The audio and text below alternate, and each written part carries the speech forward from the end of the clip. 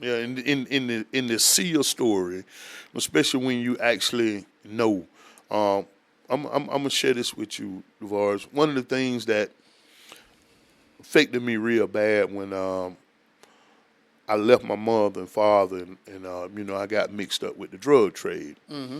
and you think when you're making money, you giving back to your community and your hood, you're doing something. Mm-hmm. But the whole time I was poisoning my hood the whole time, Yeah. poisoning my people the whole time.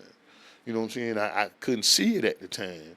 You know what I'm saying? How I was affecting other little young kids looking up to me because I was the big D boy. Mm-hmm. You know what I'm saying? But I would give back to the streets, so I feed the block. Yeah. You know what I'm saying? But it's something when you change that perspective of the perception of things and looking at things, that how I affected a lot of these young brothers' lives. And, to see their parents, some of them still strung out, some of them dead and gone. And then to see the effect that I had on that child that wanted to be like me.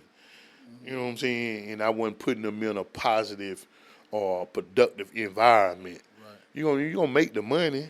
You know what I'm saying? You're gonna see the bling bling. You're gonna see the big rims, the cars, and the house and the money. But you're not gonna the story behind that. You're not gonna see when the Fed come in, or Mm-hmm. the police come knocking, and what I'm saying, and you start losing all of that. Yeah. You know what I'm saying? And they really don't tell the whole truth about this thing when you go to jail and you're bound to get raped. You know what I'm saying? You ain't used to going to jail, but you get in there and you ain't no guns in there. Nah, ain't none. You know what I'm saying? They got some shanks in there now. And some people ain't got the mental mindset to even do that. Right. Because it's a difference when you take something, you take it in somebody rather than Right, you just right. take 5 pounds a person to pull a trigger. Right, man. And